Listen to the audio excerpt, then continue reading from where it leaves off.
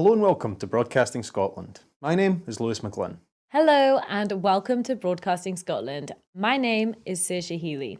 Hello and welcome to Broadcasting Scotland. My name is Donald C. Stewart. Broadcasting Scotland is Scotland's independent broadcaster, providing factual news, reporting on the issues important to the people of Scotland. We are committed to public service broadcasting, and with your support, we will produce even more programmes. Provide opportunities for young people interested in media production and broadcasting, and challenge preconceptions of what Scottish media looks like, amplifying Scotland's voice and reflecting its communities. We can already deliver high-quality live news, and we will create the highest quality programmes for you to enjoy. But we can only do that with your support. So please subscribe to and share our channel or donate to Broadcasting Scotland via the link in the description. Thank you. Thank you. Thank you.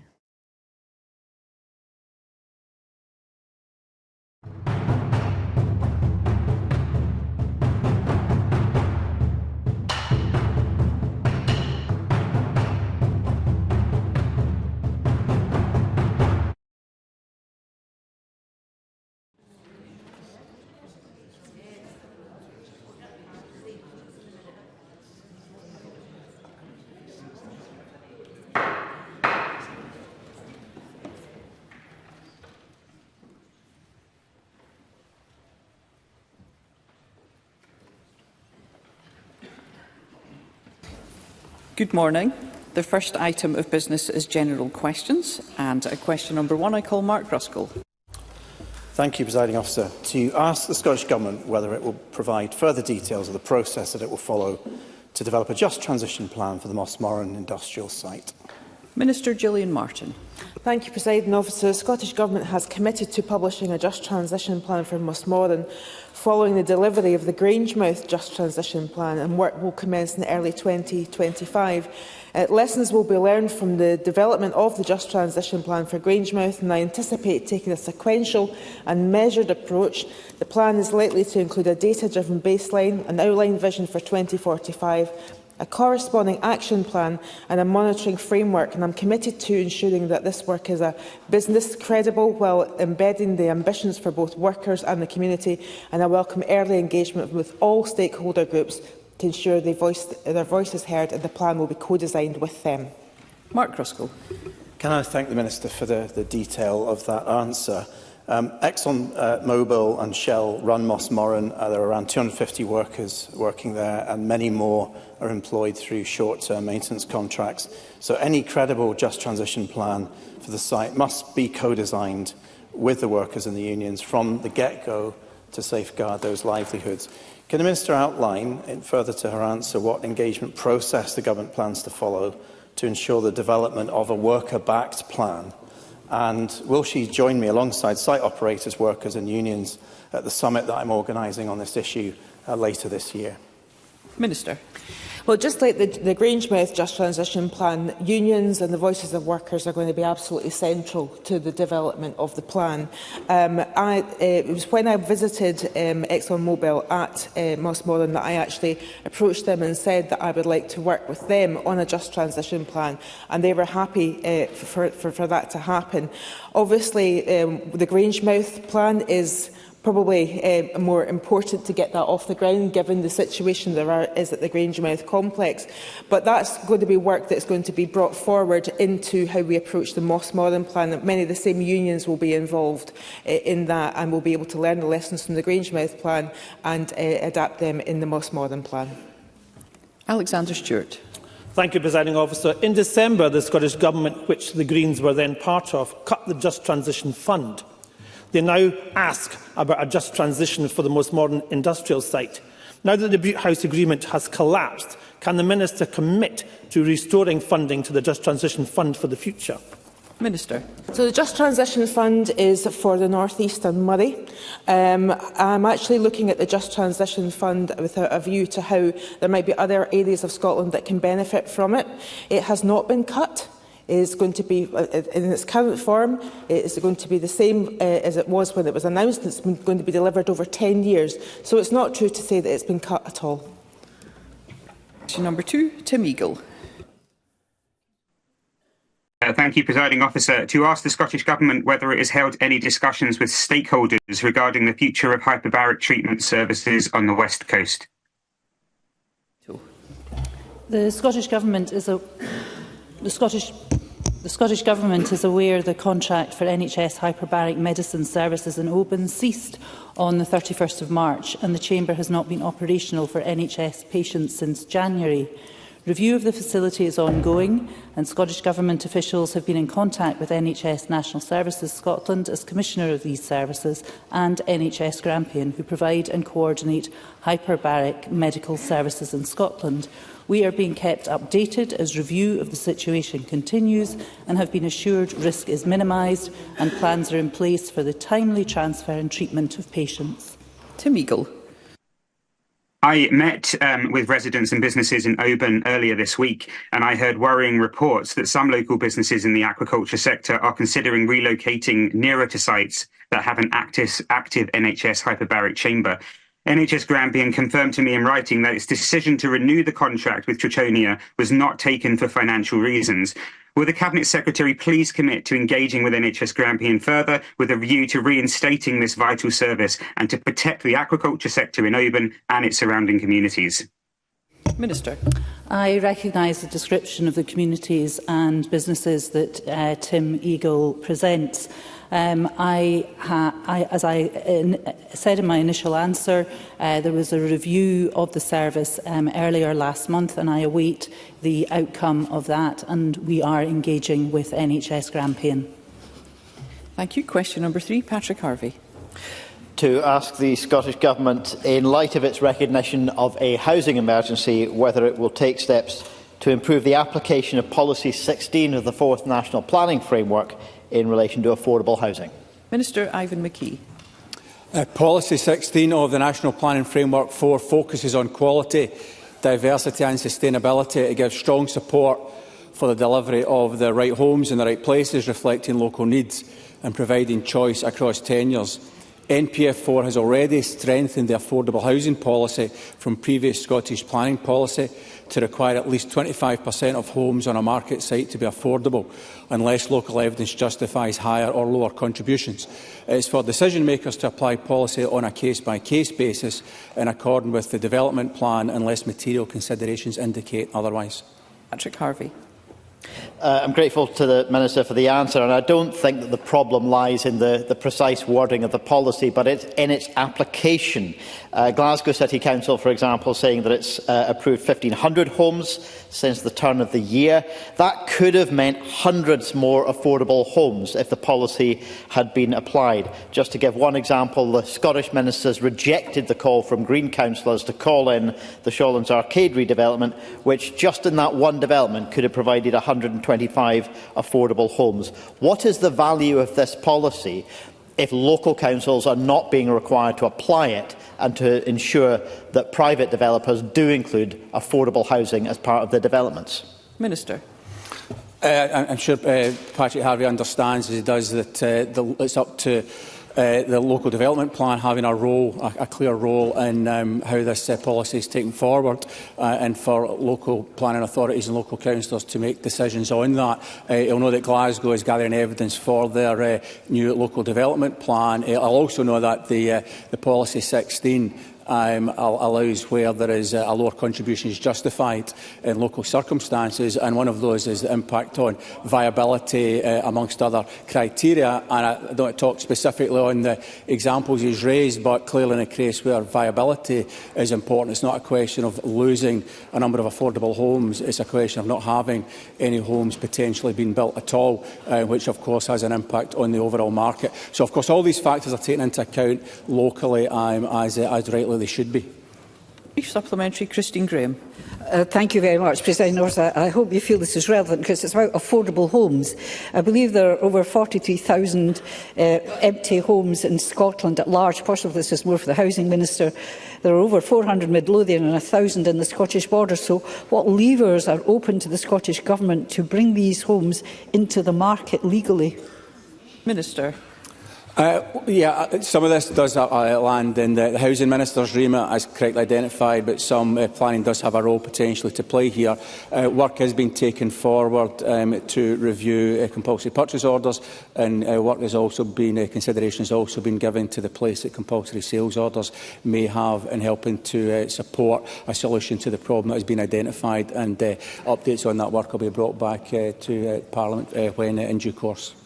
Question number 4, Edward Mountain. Thank you, Presiding Officer. To ask the Scottish Government what the longest projected wait is in years for a neurodevelopment assessment for a child currently on an NHS waiting list. Minister Marie Todd.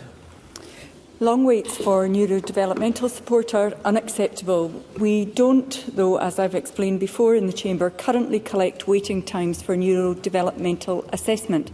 CAMS statistics capture children who meet the CAMS criteria. Children who require neurodevelopmental support are not reported in these statistics unless they have a comorbid mental health condition. Our focus is on improving support. Our neurodevelopmental specification places an expectation on NHS and children's services to work together to implement standards in line with GIRFEC. Crucially, local authorities have a statutory duty to identify and to provide support for pupils with additional support needs, regardless of their diagnosis. We're working with NHS boards and local authorities to improve the support available and allocated £55.5 million to boards in 23-24 to improve mental health and neurodevelopmental services. Edward Mountain. Well, Presiding Officer, if that's an answer, I don't know what I am doing in this Parliament. Let me help the Cabinet, the Minister. There's 24,096 children on NDAS waiting lists. In fact, some people don't even have, some NHS and councils don't even have waiting lists. But Ayrshire and Arran are saying that it's going to take 19 years and 3 months to clear their NDAS waiting list. Now, in the Highlands, as I said, the council doesn't have a list. NHS Highland doesn't have a list. Will the government at least tell them to get a list drawn up so we know how many children actually need help? Minister. I can assure the member that we're working with all NHS boards, including NHS Highland, to improve neurodevelopmental support and pathways, and we're working with local authorities to ensure that the support is there for children and young people, regardless of whether they have a diagnosis or not. As well as the investments to health boards, we've provided over £1 million in recent years to the Fund 5 neurodevelopmental tests of change, including one in Highland. They are focused on implementing the ND specification, including delivery of GIRFEC and multi-agency working, and we will continue to support health boards and local authorities to work together in line with the specification to ensure that the support is there for children who need it. Question number 5, Russell Finlay. To ask the Scottish Government whether it has any plans to revise the terms of reference that it is set for the Scottish Child Abuse Inquiry. Minister Natalie Dawn. There are currently no plans to amend the remit of the Scottish Child Abuse Inquiry. Questions about the scope of the inquiry in relation to non-residential settings has been raised previously, and ministers have made clear the need for the inquiry to focus on its current and wide-ranging terms of reference, centred on the abuse of children within institutions which had legal responsibility for the long-term care of children. Widening the remit of the inquiry to include abuse in non-residential settings would result in it taking much longer to respond to the survivors of abuse in care. Russell Finlay. Thank you. There are two classes of child abuse victims in Scotland, those who are heard by the inquiry and those who are not. Victims like Susie Henderson, whose childhood was destroyed by a legal establishment paedophile ring, and victims like Peter Haynes and Stuart McMillan, whose childhoods were destroyed by industrial-scale abuse in Scottish football. They, and many others, simply don't understand why the inquiry is closed to them. They've also been fed misinformation from this government. Last year, Nicola Sturgeon told me the inquiry's remit is a matter for the inquiry. This is not true. I've asked ministers to widen the inquiry's remit, but they continually refuse. So today, again, I urge the Minister to do the right thing by these victims, and will her government please think again? Minister.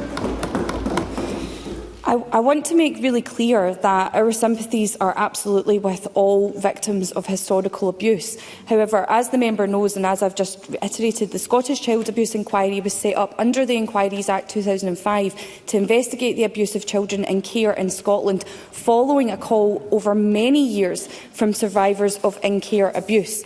Now, ministers have made clear the need for the inquiry to focus on its current and wide-ranging terms. While we, the Scottish Ministers, set the terms of reference for the inquiry, thereafter it has been the responsibility of Lady Smith, Chair of the inquiry, to decide on what is considered as part of the inquiry. And we are fully committed to maintaining the inquiry's independence from the Government. In terms of investigation and prosecution of those guilty of abuse, this would remain a matter for Police Scotland and the courts. Question number 6, Colin Smith. Thank you, President Officer. To ask the Scottish Government what its response is to reported calls for a moratorium on the closure of publicly owned care homes. Minister Marie Todd. No one wants to see the closure of good quality care homes, and I understand the concern that this causes for residents and for their families. Regrettably, there will be situations where local authority-run care homes close for various reasons. And although we have overall responsibility for health and social care policy in Scotland, the statutory responsibility for delivering these services are for integration authorities to make in consultation with people who use those services and in full awareness of the impact on them. It wouldn't be appropriate for the Scottish Government to directly intervene in local decision-making. No one wants to see, let me reiterate again, the closure of good quality care homes. I absolutely understand the concern that this is causing for residents and their families. Smith. The Minister will know that a disproportionate number of care home closures in Scotland in recent years were publicly owned, and those in rural areas at a time that we have a delayed discharge crisis. In Lanarkshire last year, 64 people died while stuck in hospital on delayed discharge. People in Clydesdale were promised a step-down facility. Instead, what they're getting is the closure of McClymont Care Home, which has space to provide that facility, but is being closed. Now, even at this stage, will the Minister step in and stop that closure, because she has the power, because ultimately those partnerships are funded directly by the Government? Minister. The member will be aware that I have met with families who are impacted by this closure in that area. I have also met with the Chief Officer and discussed this particular closure with the local IJB. The decision to close the care homes in South Lanarkshire was taken by the IJB. If I were to override local decision-making in what is a Labour-run council area, members would be very quick to criticise me for intervening in a matter of devolved competence. So let me be clear. We don't want to see the closure of good quality care homes and services. We understand the concern this causes for residents and their families. We are acutely aware of the pressures faced by social care sector as a whole at present, and we are very grateful for the efforts of the social care workforce who continue to support our communities. The statutory responsibility for delivering commissioning. Thank you, Minister. Thank you. A brief supplementary from Claire Howie. New data from the Home Office shows that health and care worker visas were 76% lower in January to April this year compared to last year. Does the Minister agree this will negatively impact the day-to-day operation of publicly owned care homes? And does she agree that the incoming UK Government should overturn these cruel immigration policies that harm our care sector? On matters for which the Scottish Government has general responsibility, and a concise response, please, Minister. Okay, let me say I absolutely agree with the point that Claire Howie makes. The workforce in social care is under real pressure and has been supported by immigrants for many years in Scotland. We need to have a system of immigration which delivers a workforce to do really important work, vital work for our nation, looking after our loved ones. And we need a system that works in Scotland. The current system is absolutely broken and does not deliver to our needs in Scotland. Question number 7, Pam Gossell. Thank you, Presiding Officer. To ask the Scottish Government what action it has taken to prevent children and young people from overdosing on over-the-counter medication. Mr Jenny Minto.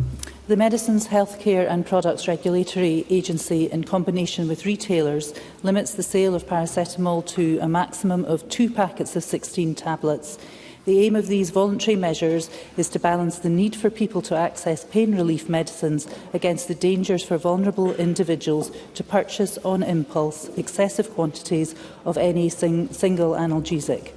A community pharmacy may sell larger packs under the supervision of a pharmacist. It is illegal to sell more than 100 tablets or capsules of either paracetamol or aspirin in any one retail transaction. I thank the Minister for that answer. I recently received correspondence from the health professionals expressing concern over instances of young people overdosing on common painkillers such as paracetamol. They also expressed concern over the lack of data relating to this issue. When I wrote to the Minister, she responded that National Records of Scotland does not publish an age breakdown of this data.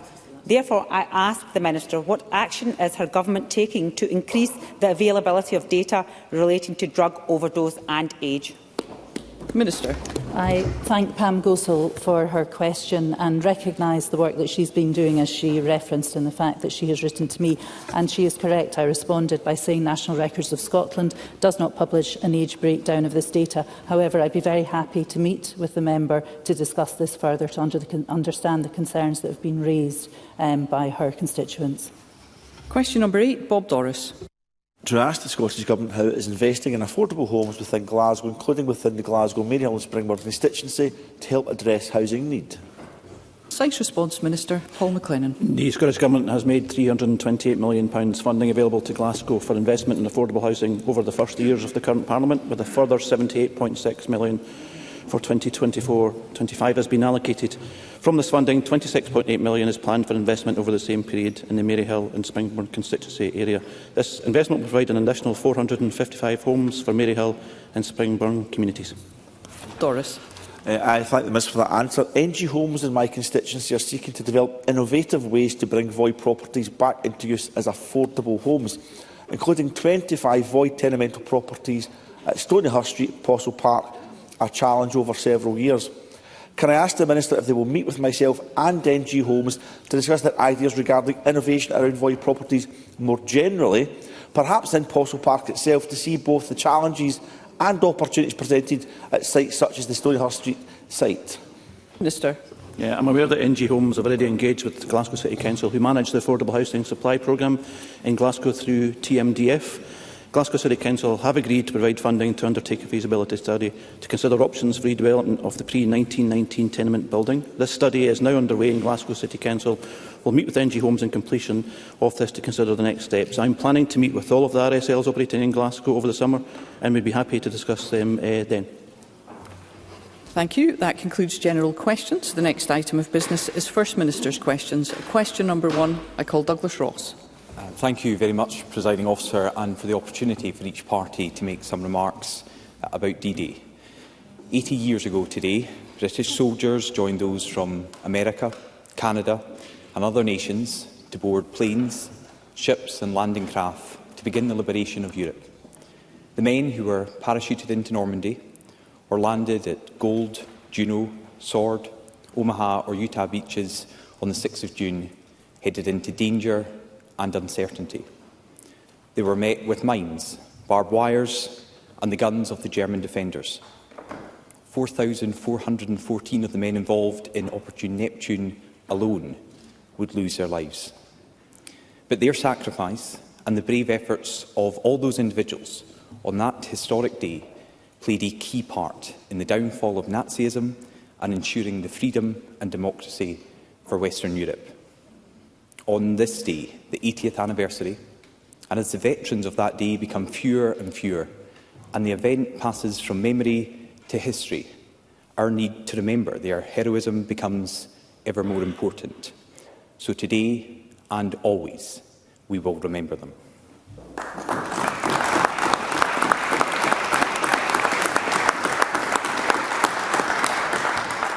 Thank you. Could I ask the Deputy First Minister, Does she agree that granting new oil and gas licences for the North Sea is essential not only for our energy security, but to protect tens of thousands of jobs here in Scotland? Deputy First Minister. Well, can I start, Presiding Officer, by echoing Douglas Ross's comments. Today is a day for reflection on the sacrifice and the bravery of all those who served during the Second World War, especially those who made the ultimate sacrifice and laid down their lives for us in pursuit of a better world. And the youthful faces that we have seen in the photographs this morning with the TV coverage stay with us and have certainly reminded me of my loved ones. Were it not for the courageous actions of those brave men and women, we would not enjoy the freedoms which we now take for granted, including the freedom to debate and disagree this very afternoon. We owe them a huge debt of gratitude. And as we mark the 80th anniversary of D-Day today, we will never forget those who have and continue to lay down their lives in the service of their country, and we will never take our freedoms for granted.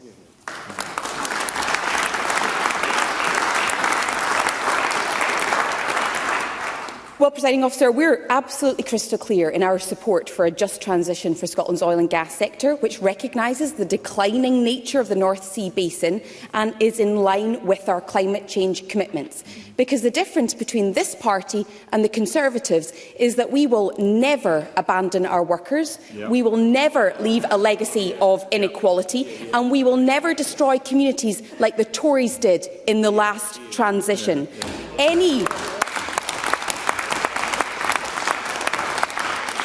Any further extraction must be consistent with our climate obligations, and we must approach licensing on a rigorously evidence-led, case-by-case basis, with robust climate compatibility and energy security being key considerations.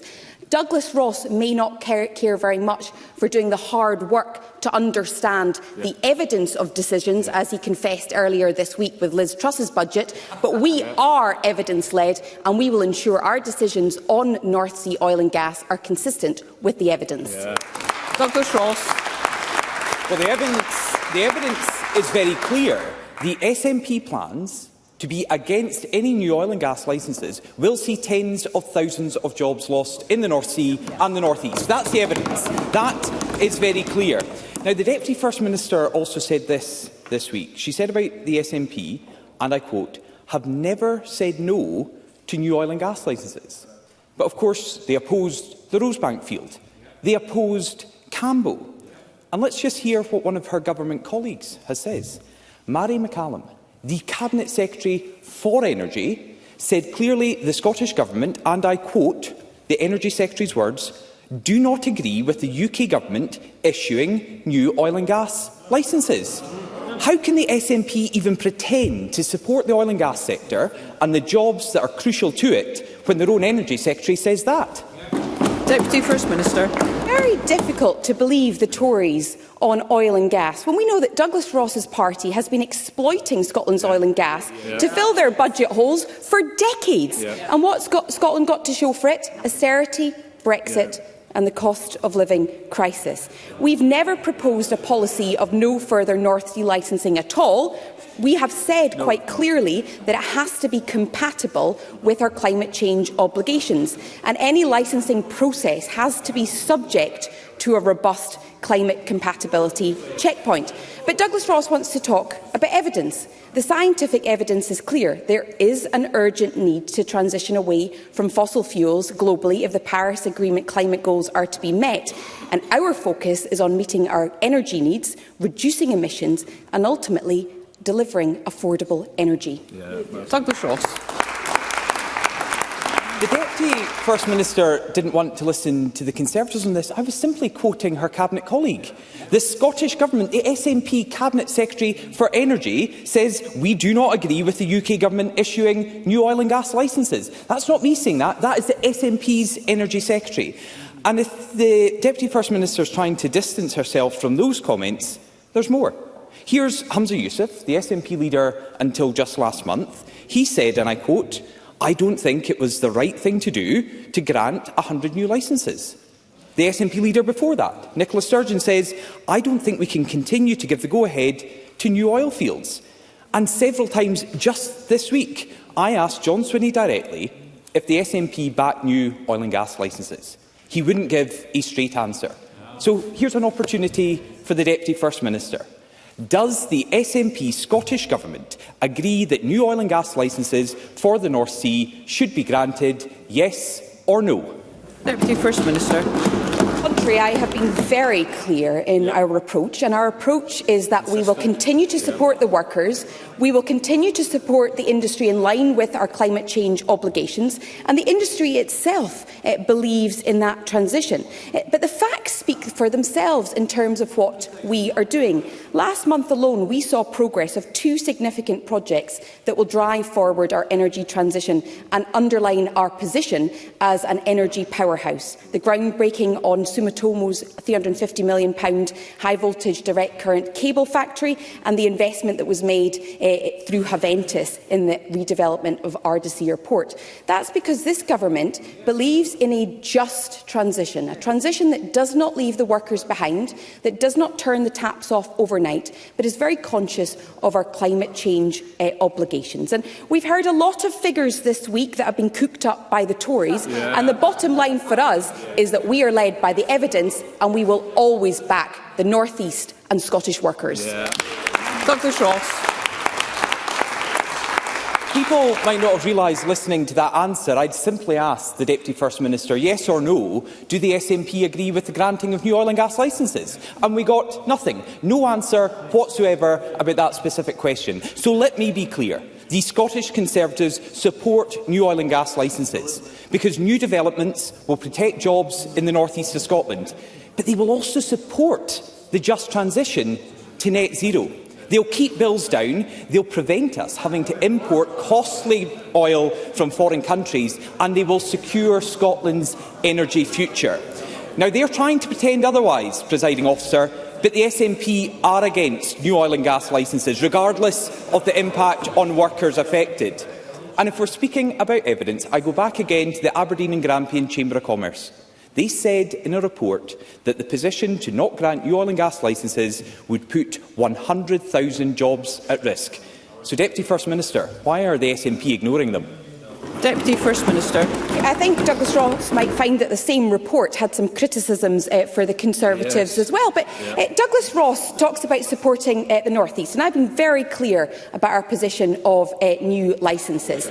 But of course, if Douglas Ross wants to back the North East, there's some big questions for him this very day, on a day that he betrays a Conservative candidate in the North East, who the Conservatives trusted to be a minister in the UK government, who's currently recovering from ill health, who was planning to stand for re-election, and who was supported by local members. Now, I'm old enough to remember when Douglas Ross said he wasn't going to stand again for Westminster because he wanted to focus on Holyrood in 2026. Our position is clear. We will back the North East, we will back workers, and we intend on achieving our climate change aims. Question number 2, Jackie Baillie. Presiding Officer, I share the sentiments of the Deputy First Minister and Douglas Ross on this day, the 80th anniversary of D-Day. It is right that we commemorate all those Scottish, British and Commonwealth soldiers who made the ultimate sacrifice for our freedom and liberty in Europe. We will remember them. On Sunday, it was revealed that the SNP will effectively hand back up to £500 million of funding that should have been spent on crucial economic and anti-poverty projects across Scotland. That is simply a scandal. And it happened when Kate Forbes was Finance Secretary. £158 million already handed back because of SNP failure to meet annual expenditure targets. A further £136 million not spent by the deadline of the end of 2023. And a further £280 million still to be claimed. All confirmed today by the independent experts at the Scottish Parliament. And this is just the latest example of SNP financial incompetence. So can the Deputy First Minister tell me how the SNP has made such a mess of this? Deputy First Minister. the member quite clearly today, quoting from that very same Spice report, that they could not find evidence for the £450 million claim. We said that very clearly earlier this week, and the Spice report also indicates that £450 million is not one that they recognise. The points about this story are clear. First of all, final expenditure figures will not be known until the programme formally closes in 2025. To have spent all the money a year in advance, I think, would raise questions itself. Secondly, we do not expect the final figures to be markedly different from elsewhere in the UK or indeed from previous programmes.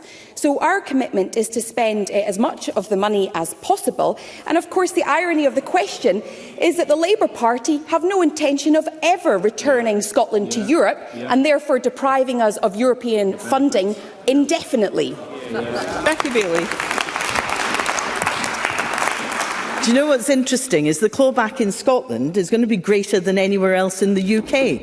The 28% is likely to be the scale of return in Scotland. In Wales, it's 9%. In England, 6%. In Northern Ireland, 2%. Can I gently as possible tell Kate Forbes that I used to oversee EU structural funds, so I know how the claims work, and I know the life-changing impact the money can have, and I do not buy her excuses for 1 second, because this comes down to the financial incompetence of this SNP government at a time when people are crying out for help during a cost of living crisis and our public services are stripped to the bone. It is unforgivable that the SNP are wasting taxpayers' money.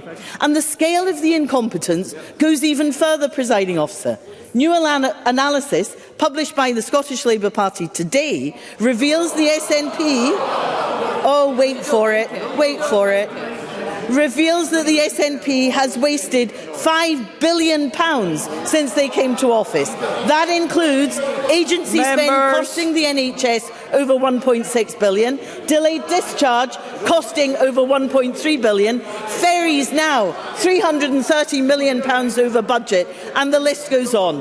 Given the real challenges in the country, can the Deputy First Minister explain to the people of Scotland why the SNP is wasting their money? Because that is utterly indefensible. Deputy First Minister. What is indefensible is that the party pretending to offer change is shortchanging Scotland by adopting Conservative budget rules. We know that under the Conservatives' budget, there was a proposed £19 billion cut to UK public services. And to quote another Labour spokesperson, all roads lead back to Westminster. And therefore there is profoundly difficult choices ahead if the Labour Party continue with their plans of adopting Tory rules. Rachel Reeves has said that there is no more money. She's made a virtue of that. And when you look at the money coming to the NHS alone, it's less than what the Conservatives were promising. When it comes to the Scottish Government's position on the budget, we look at the EU structural funds, look at the projects that have benefited from it, from the Highlands to the Lowlands. There has been significant benefit. We will continue to maximise the funding that is available to ensure that we tackle child poverty, grow the economy and meet net zero. Jackie Bailey. Well, that was a desperate response from the Deputy First Minister. She had no answer for the £5 billion of waste generated under her watch, and she knows that she is misleading this chamber because there will be no return to austerity under Labour. Do you know, her attack is straight out of the Tory playbook. And is she not aware that the people of Scotland can see right through that very desperate spin from the SNP?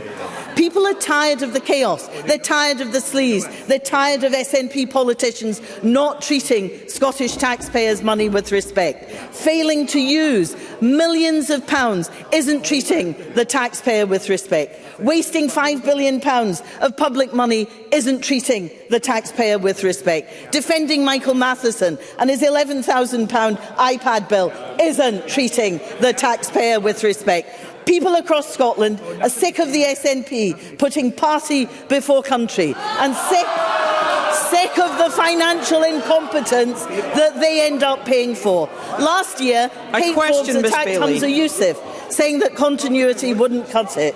But she seems to have failed to learn her own lesson, because all we have heard today is more of the same. Members. Is there any wonder that the people of Scotland are crying out for change from 14 years of Tory chaos and 17 years of SNP Thank you, Ms Bailey. Deputy First Minister.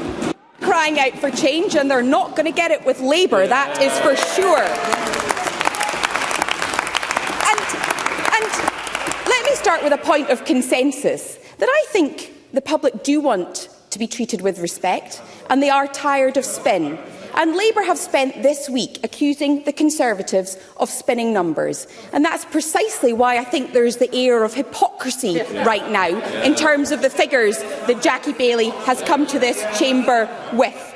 Because at the end of the day, Labour have to answer a question from the Institute for Fiscal Studies. They have said that Labour are effectively signing up to sharp spending cuts. They need to have an answer to that, and I have not heard one yet. Deputy First Minister, I am aware of several contributions on an ongoing basis from these benches. I'd be grateful if you could desist. Deputy First Minister.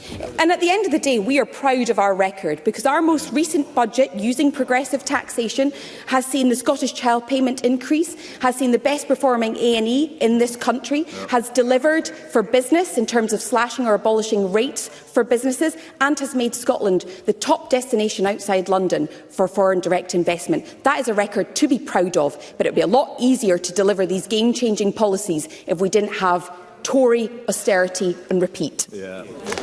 Question number 3, Alex Cole-Hamilton.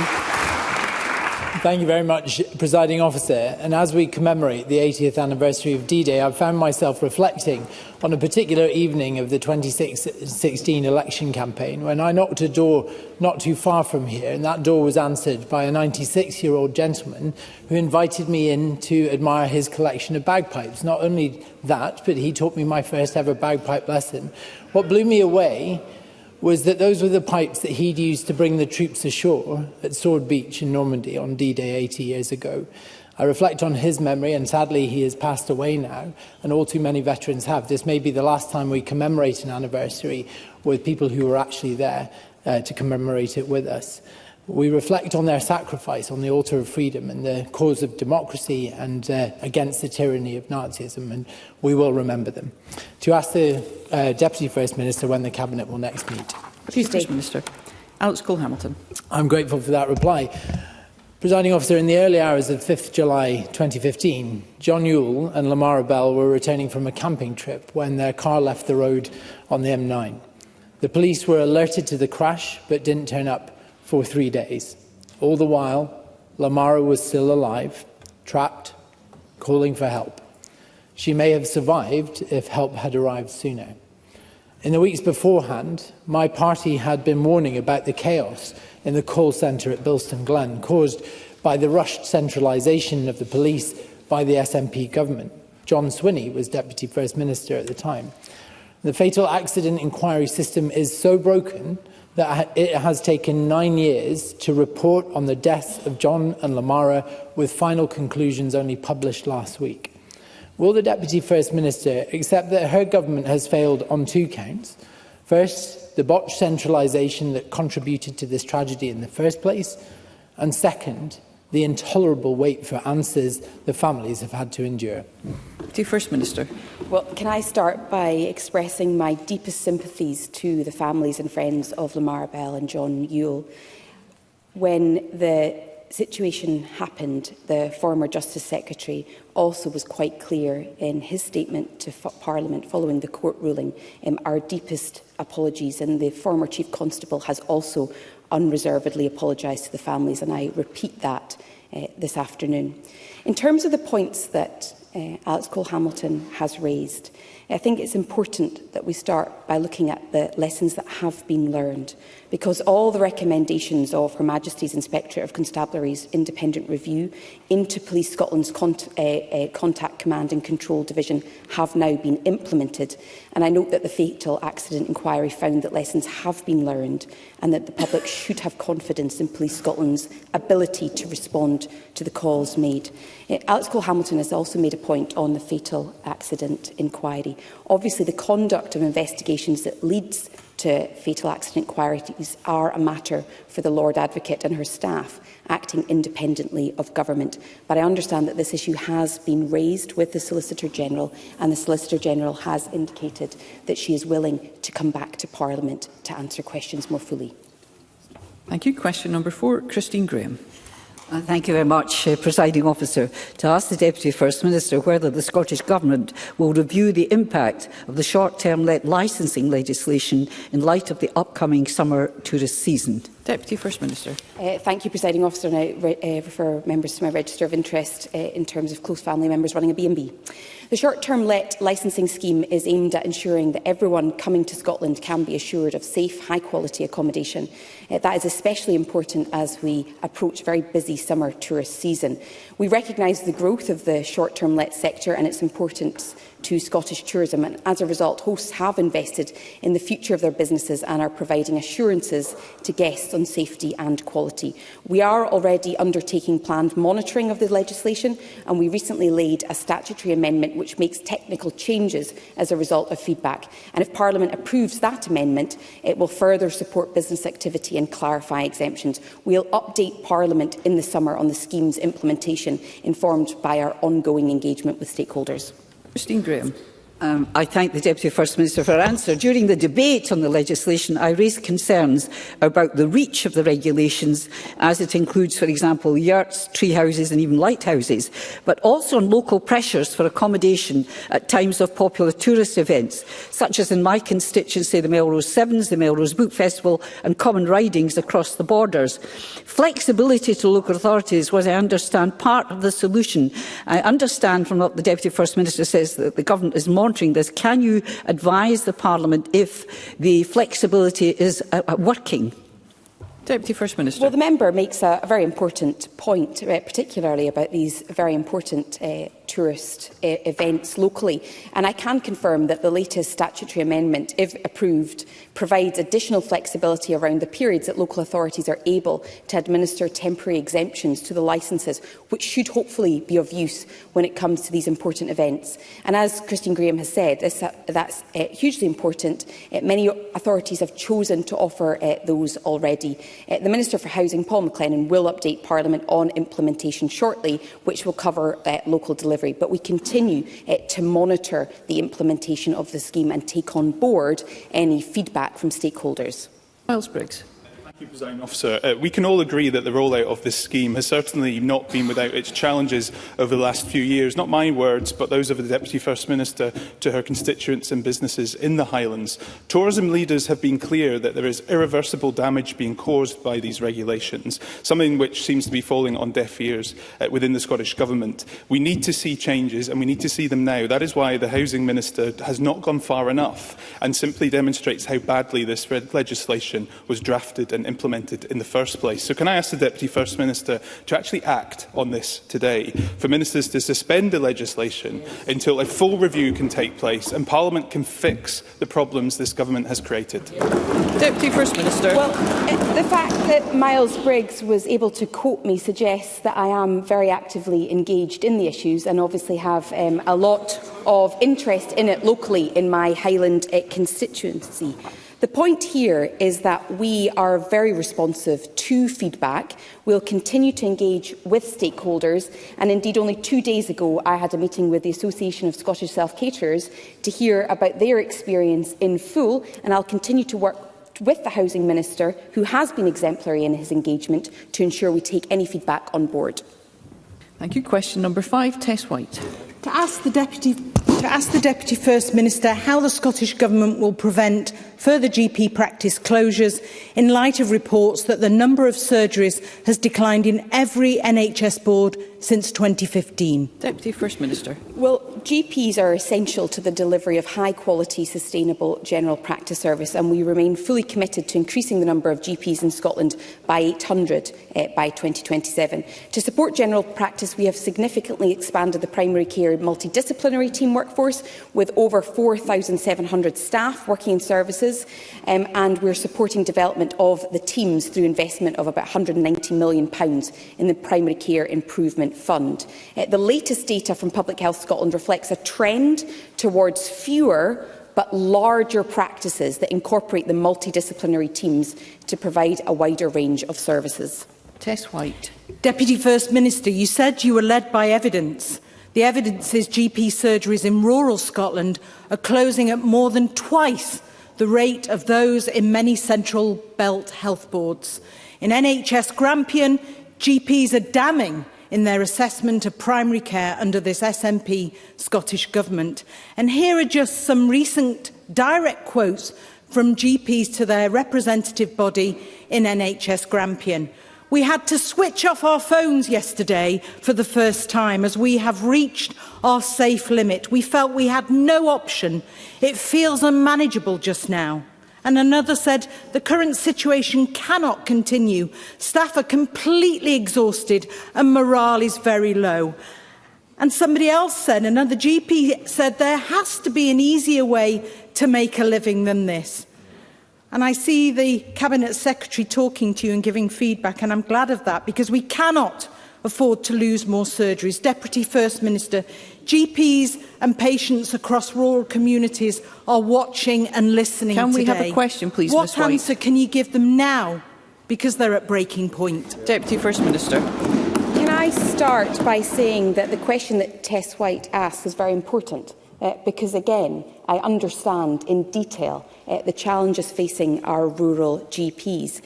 But it's precisely because of the challenges around recruitment that we have invested in the pioneering ScotGem programme. The first cohort is coming through just now. And we also recognise that there are distinct challenges when it comes to rural and island areas, which is reflected in the budget that has been committed, £3 million for the National Centre for Remote and Rural Health and Care, which was launched in October, is being delivered by NHS Education for Scotland. And you'll also know that we incentivise GPs into taking up rural positions through the £10,000 Golden Hello scheme, and also investing £1 million into bursaries for GP. So where there is agreement is on the pressures facing our rural GPs. The point is that we're taking action right now to try and support them as far as possible, because we recognise the importance of our rural GPs.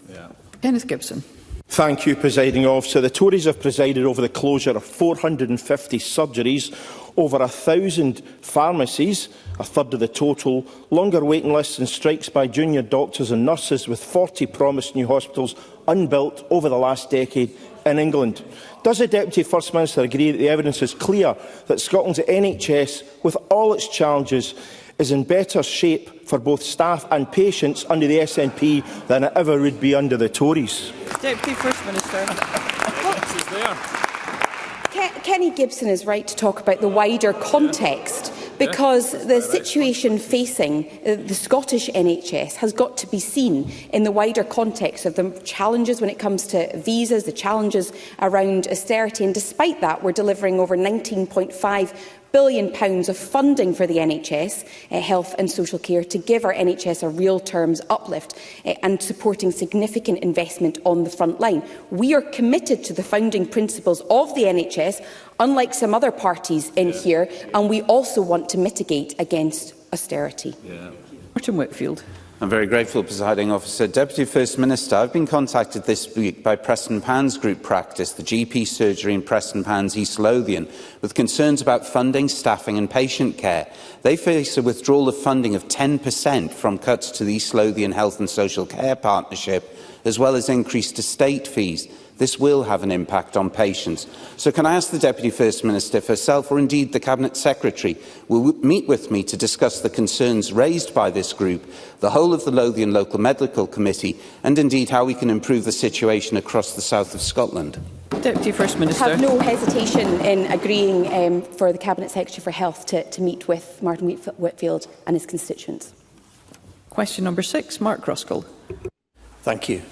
To ask the Deputy First Minister by what date the Scottish Government will decide which of the national park nominations will be taken forward to the next stage. Deputy First Minister. Well, the deadline for nominations from areas to be considered for designation as a new national park was the 29th of February this year. Nominations have been received from Galloway, Lochaber, Loch Awe, Scottish Borders and Tay Forest, and an appraisal process commenced in March 2024. That appraisal process concluded last week, and the Cabinet Secretary, Mary Goujon, is now considering the outcome of that process and will make recommendations shortly. Mark Ruskell. Can I thank the Deputy First Minister for that answer? I live in a national park and I see every day how it hugely benefits businesses, communities and nature. And from speaking to local businesses in the stunning Tay Forest area, it is clear they're looking for certainty about the designation of Scotland's third national park. But the clock is ticking, particularly for the statutory process to complete by 2026. So will Kate Forbes personally ensure that this government leaves a lasting and tangible green legacy for our rural communities by designating at least one new national park ahead of the next Holyrood election? Deputy First Minister. Well, the member will know that I don't quite live in a national park, but I represent one. And I do see the benefits, particularly in and around the Cairngorm National Park area. In terms of process, a decision by Cabinet on next steps will be taken over the summer. And of course, the criteria that has been finalised for evaluating the national parks is quite clear. It's on outstanding national importance, the size, character and coherence of the area, meeting the special needs of the area. It may be that not all the proposals meet the criteria, but that will be a decision that is taken by the Cabinet Secretary for Rural Affairs. Thank you. We move to general and constituency supplementaries, and I call Stuart McMillan.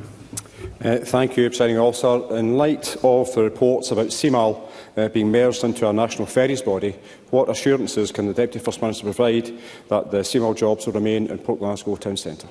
Deputy First Minister. Well, when it comes to our ferry network, we absolutely recognise that not only does it provide a vital lifeline service, but it also employs people in areas that are under pressure. And Stuart McMillan has been a stalwart in representing his area when it comes to jobs that are related to the ferry network. And I'm sure that the Cabinet Secretary for Transport will keep him and others in Parliament informed of any decisions that are made. Pam Gossel. Thank you, Presiding Officer. A parliamentary question I submitted has revealed that the SNP government holds no information on repeat offences for its flagship domestic abuse rehabilitation programme known as the Caledonian System. Deputy First Minister, if the government don't hold information on reoffending rates, how can it possibly judge how successful this programme is? Deputy First Minister. When it comes to these initiatives and programmes, they are all fully evaluated, and what's important for us is to make sure that it has the confidence of victims as well, and that is a key consideration when it comes to the data that is held. And I'm sure if the member is keen to understand some of the thinking behind the decisions that have been made, I'm sure that Angela Constance would be more than happy to meet with her. O'Kane. Thank you, Presiding Officer. On Tuesday, the Cabinet Secretary for Social Justice stood where the Deputy First Minister is and delivered the annual update on progress to tackle child poverty. What we know is that those levels have been stagnant for 17 years in Scotland and on many measures have increased. The Cabinet Secretary said our action is making a difference. At the same time as that statement, the Poverty and Equality Commission released its annual scrutiny report, and they said, in relation to this government's actions, and I quote, "Limited progress has been made over the last year. Progress in other areas is slow or not evident at all, and that without immediate and significant action, the Scottish Government will not meet the 2030 targets." The Cabinet Secretary told me that the Government is committed to those targets. So can I ask the Deputy First Minister, does she agree with the Commission's analysis of her Government's action, and will she tell the Chamber, is the Government going to meet those targets? Deputy First Minister. This Government is very proud of the fact that tackling child poverty is one of its national missions. We take this seriously. It's one of the top priorities of the First Minister, and the Cabinet Secretary set out the action that we are taking. This action has resulted in just short of 100,000 children who would have been in poverty no longer being in poverty. And the evidence for that is quite clear on an international basis, that the Scottish Child Payment is game-changing. It's the only one of its kind in Europe, and we want to go as far as possible in lifting children out of poverty. Kevin Stewart. Thank you, Presiding Officer. Whilst Westminster is trashing the UK economy with Brexit, the SNP Scottish Government is prioritising boosting economic growth.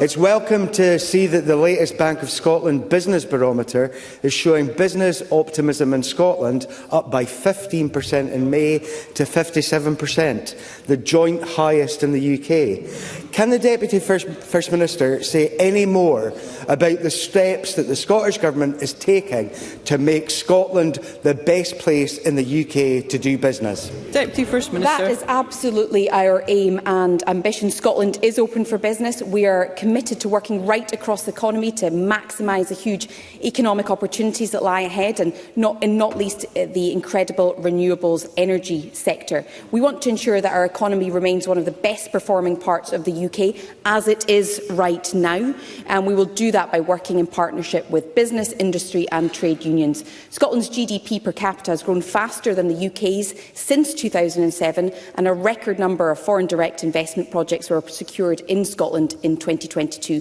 maintaining our position as the top performing area of the UK outside of London for the 8th year running. Edward Mountain.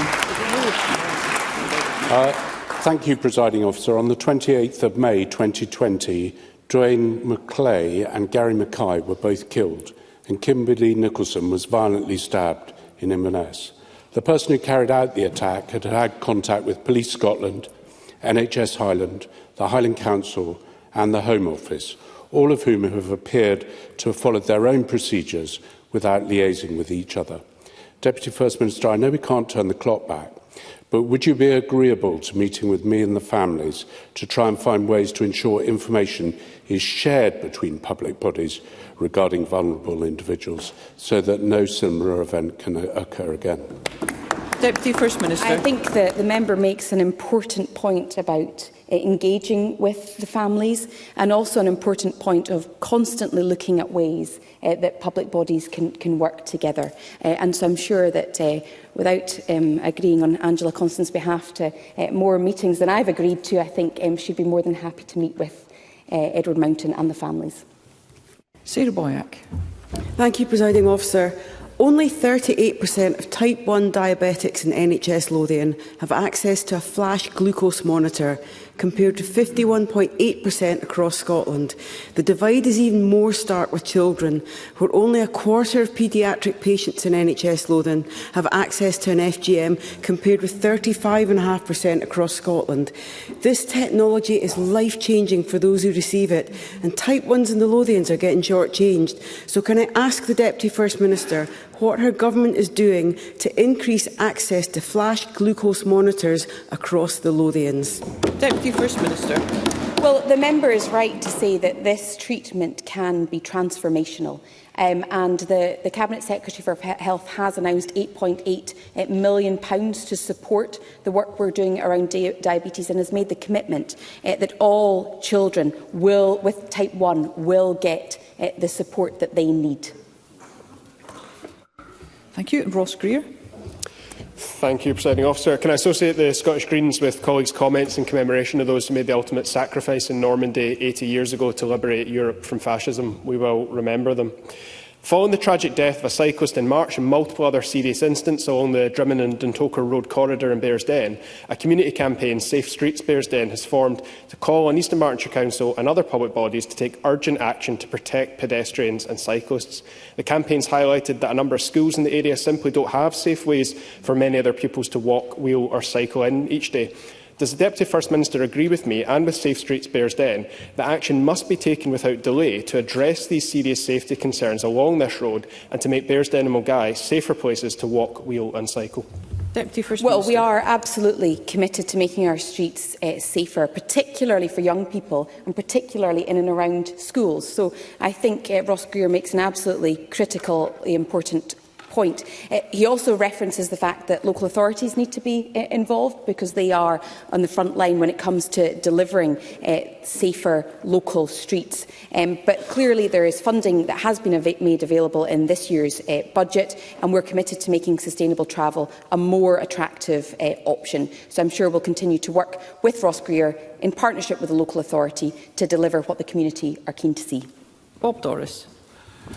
Presiding Officer, the Deputy First Minister earlier mentioned the issue of fiscal studies warnings that Labour and Tory spending plans will mean sharp cuts for public services. Has the Scottish Government given consideration to the impact of these plans on the Scottish Government budget and consequently vital, devolved Scottish public services, not least of all our NHS? Deputy First Minister. Well, when it comes to the funding that Labour are talking about making available to Scotland's NHS, it beggars belief that it's actually lower than the consequentials we received from the Conservative Government. And our priorities will always be to protect Scotland's public services, to mitigate against austerity, but there's only so much we can do. And if it's the IFS saying that Labour and Tory spending plans will mean sharp spending cuts, they really need to have an answer for them, not least when Rachel Reeves is saying there will be no more money. Jamie Halker-Johnston. Thank you. Well, it seemed as though things might finally be progressing on Skye, with NHS Highland's draft plan to restore 24/7 urgent care at Portree Hospital submitted to ministers on the 24th of May. But despite repeated requests, local campaigners still haven't received a copy of the plan, being told it would be explained to them at a meeting which was supposed to take place yesterday, but which was cancelled by NHS Highland with less than 24 hours' notice.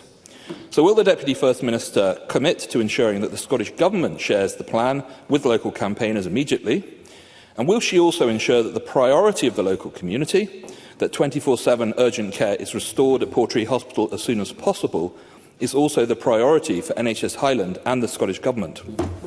Deputy First Minister. Can absolutely agree with the member that restoring 24/7 urgent care at Portree Hospital remains the Government's aim, and NHS Highland have been crystal clear when it comes to the Government's expectations that that is what needs to be delivered. Significant work has happened.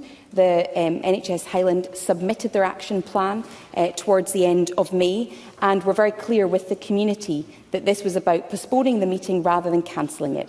And I would like to see that meeting happen as quickly as possible to unpack the work that has been done and to give confidence to the community that we do intend to deliver on that recommendation. MacArthur. Thank you. Last weekend, Orkney's young athletes, hockey players, swimmers, footballers and netballers successfully retained the Stewart Cup in the junior inter-county competition against their Shetland counterparts. Will the First Minister join me in congratulating both the Orkney and Shetland athletes on the quality of the competition, the spirit in which it was played, but also restate the Scottish Government's ongoing support for the International Island Games that will take part in Orkney in 2025. Deputy First Minister. I have no hesitation in joining Liam MacArthur in congratulating the Orkney and Shetland athletes, and I'm sure there was no bias whatsoever in his question as he sits next to Beatrice Wishart. I think that the Island Games, International Island Games, are wonderful, and it really puts the spotlight on our island communities and gives our young athletes in these island communities great opportunity. So I wish them well and I commend what they've achieved. Thank you. That concludes First Minister's questions. The next item of business is a member's business debate in the name of Mark Ruskell, and there will now be a short suspension to allow those leaving the chamber and public gallery to do so before that item begins.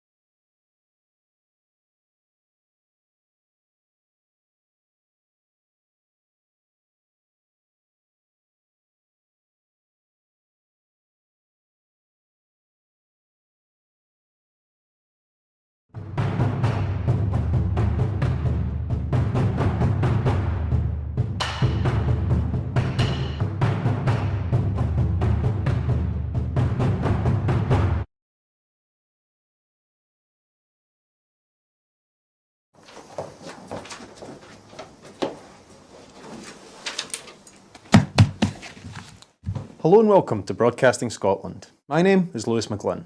Hello and welcome to Broadcasting Scotland. My name is Saoirse Healy.